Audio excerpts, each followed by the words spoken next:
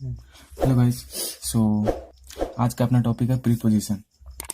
Because बहुत लोग ऐसा होता है जिन्हें प्रीपोजिशन में हमेशा डिफिकल्टी होता है, क्लियर नहीं हो पाता है कि प्रीपोजिशन ऐसा मीन्स क्या है क्या नहीं। और वैसे भी आजकल जो न्यू जनरेशन चल रही है उसमें क्या है ना कि ज़्यादा हम लोग लॉजिक नहीं जानते हैं, हाँ शॉर्ट पे जाते हैं, शॉर्ट ट्रिक पे जाते हैं। सो मैं भी वही पढ़ाऊंगा आज, आपके जैसे एकदम जो आप बोलो वही पढ़ाऊंगा, ठीक है। सो लेट्स स्टार्ट करते हैं प्रीपोजिशन। तो थोड़ा सा जान जाते हैं क्या है प्रीपोजिशन। यस, तो प्रीपोजिशन हिंदी में वह शब्द या शब्द समूह जो किसी नाउन या प्रोनाउन के पहले प्रयुक्त होकर उस नाउन या प्रोनाउन का अन्य शब्दों के साथ संबंध बताता है, मतलब कनेक्शन बताता है। समझ गए ना? यस। एग्जाम्पल देख लो, there is a cat sitting under the table. यहाँ अंडर क्या है? अंडर प्रीपोजिशन है। We need a roof over us, ये ओवर क्या है? Preposition. I go to school by bus, by देखो यहाँ प्रीपोजिशन है। यस। एक नोट भी है जो मैंने आप लोगों के लिए बनाया है स्पेशल। प्रीपोजिशन का यूज नाउन या प्रोनाउन के पहले नहीं भी हो सकता है, कभी कभी ऐसा होता है जहां नहीं भी हो सकता है। आप जानते ही हो हर चीज का एक्सेप्शन होता है, वैसे ही इसमें भी।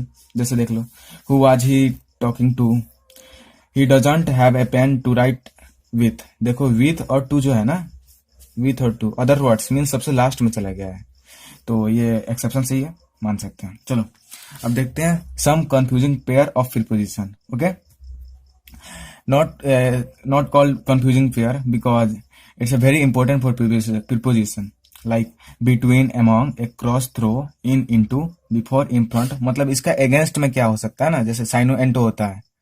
एंटो जान लो आप, एंटो एंटोनाइम्स में क्या होता है? अपोजिट बताया जाता है। इसमें भी वही है, बिफोर का इन फ्रंट ऑफ हो गया, बिसाइड का बिसाइड्स हो गया, ऑन का अपॉन हो गया, इन का विद इन हो गया, एट का इन हो गया। इसको ना एंटोनाइम्स कह सकते हैं ना साइनोनाइम्स। यस, बट ये सिमिलर है, ठीक। So let's new topic, four या सिंस।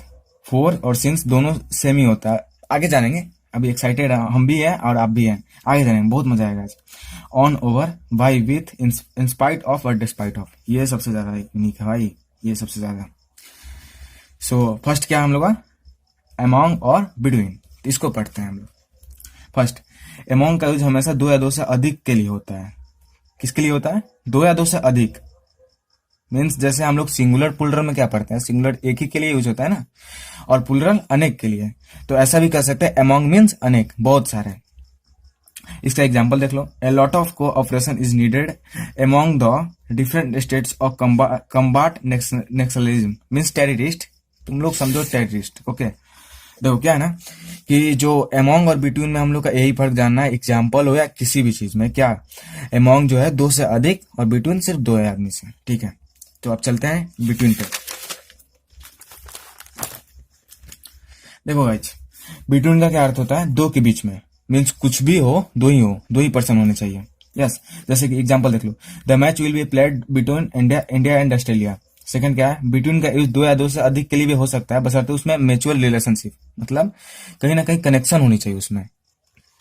एग्जाम्पल देख लो, there is an alliance between the three European nations. मतलब ये जो थ्री यूरोपियन नेशंस है उनके अंदर अलायंस है, मतलब एक तरह से जोड़ जुड़ाव है, समझ रहे हो ना, जुड़ाव, कनेक्शन है भाई, ये समझो।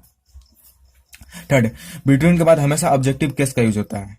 यस ब्रो, ये तो कुछ ज्यादा यूनिक नहीं है, सब कोई जानता है कि प्रीपोजिशन के बाद ऑब्जेक्टिव केस ही आता है, बट नॉर्मली किसी किसी में होता है।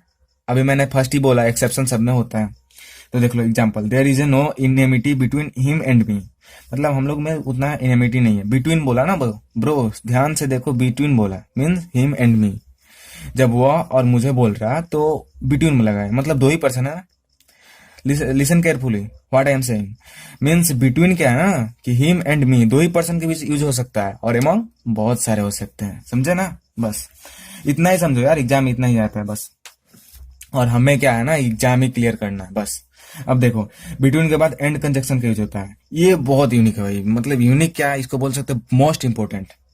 क्या है ना, बहुत लोग पॉपुलर, मैंने क्या किया ना, मैं अपना इंसिडेंस बताता हूँ। एग्जाम में एक क्वेश्चन आया, वो भी टाइमिंग करके, जो ये टाइम दिया एग्जाम में, एग्जाम्पल मैंने उसी का कॉपी किया है, समझे।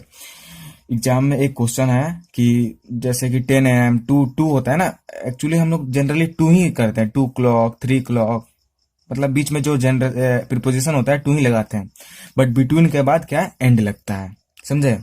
ये थोड़ा सा आपको याद करना होगा। मीन्स याद क्या करना है, याद हो ही गया, मैं बोल रहा हूँ ना, बिटवीन के बाद एंड ही लगता है, बिटवीन एंड, सिंपल। अब देखो क्या करते हैं, बिटवीन के बाद नाउन या प्रोनाउन हमेशा प्लूरल फॉर्म में होते हैं, समझे? मीन्स बिटवीन के बाद जो भी नाउन या प्रोनाउन यूज होंगे वो सिंगुलर में नहीं होंगे, प्लूरल, बिटवीन के बाद प्लूरल, समझे? ये थोड़ा सा आपको थोड़ा सा कंफ्यूजन लगेगा, क्योंकि अगर आप ट्रिकली याद करोगे तो नाउन या प्रोनाउन के बाद अगर यहाँ एमोंग रहता तो ज्यादा आसानी से याद कर लेते, क्योंकि एमोंग में क्या है कि ट्रिक समझो गाइस, एमोंग क्या है, बहु मतलब बहुत ज्यादा, दो से अधिक ही होगा, और प्लूरल भी क्या होता है, दो से अधिक ही होता है। तो वैसे रहता तो याद कर लेते, बट क्या है ना, तो कुछ डिफरेंस होती है भाई, होती है, समझनी होगी। बिटवीन के बाद नाउन या प्रोनाउन का यूज प्लूरल फॉर्म में होता है, थोड़ा ध्यान से देखो भाई इस सीरीज को, ठीक है? बिटवीन के बाद नाउन या प्रोनाउन का यूज प्लूरल फॉर्म में होता है। एग्जाम्पल देख लो, between the countries, between the students, इसको देखो, एस लगा है ना इसमें, plurals. Between them, between us them तो ऑलरेडी प्लूरल्स होते हैं।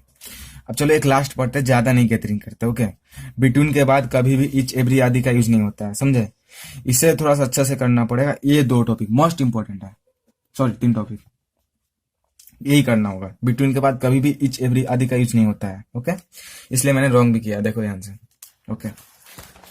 तो इसके बाद क्या था, एमोंगेस्ट और एमोंग, इसी में सिमिलर है, एमोंगेस्ट और एमोंग। एमोंगेस्ट का यूज कहीं कहीं होता है, आपने देखा होगा, बहुत कम ही होता है, रेयर, बट यार पढ़ना तो पड़ेगा ना, एग्जाम क्लियर करना है।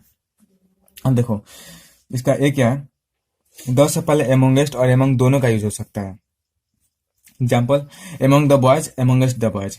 यहाँ कुछ नहीं है, यहाँ कुछ डिफरेंस ही नहीं है। आगे देखो क्या होता है, बी, एमोंग का यूज कॉन्सोनेंट साउंड से पहले होता है और एमोंगेस्ट का यूज वॉयल साउंड से होता है। ये सही है, ये लाइन आपको याद करना होगा। क्या, एमोंग का यूज कंसोनेंट साउंड से होता है। कंसोनेंट वॉयल तो अब नहीं बतानी पड़ेगी ना आप लोग को।